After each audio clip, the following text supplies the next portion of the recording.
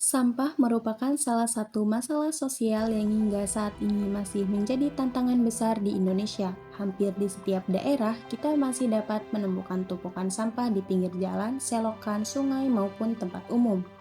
Kondisi ini menunjukkan bahwa persoalan sampah bukan hanya berkaitan dengan kebersihan lingkungan, tetapi juga dipengaruhi oleh perilaku dan kesadaran masyarakat.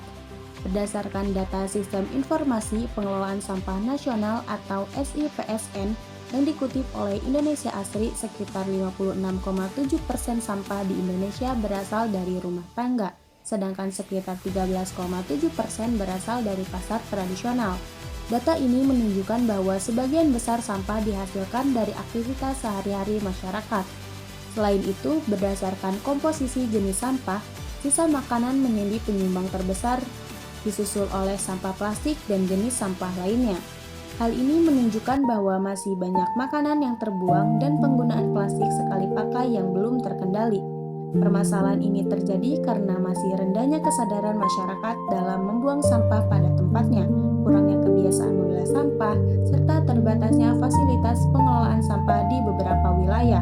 Akibatnya sampah menumpuk dan mencemari lingkungan. Dampak dari masalah sampah tidak hanya membuat lingkungan menjadi kotor, tetapi juga dapat menyumbat saluran air sehingga memicu banjir, mencemari tanah dan sungai, menimbulkan bau tidak sedap, serta meningkatkan risiko berbagai penyakit. Oleh karena itu, permasalahan sampah perlu mendapat perhatian bersama agar lingkungan tetap bersih, sehat, dan nyaman bagi seluruh masyarakat.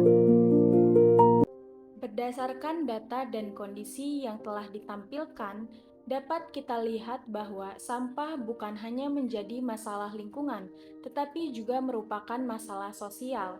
Hal ini karena penyebab utama permasalahan sampah berkaitan dengan perilaku manusia, seperti kebiasaan membuang sampah sembarangan, kurangnya kesadaran untuk menjaga kebersihan, serta belum terbiasanya masyarakat dalam mengelola sampah dengan baik.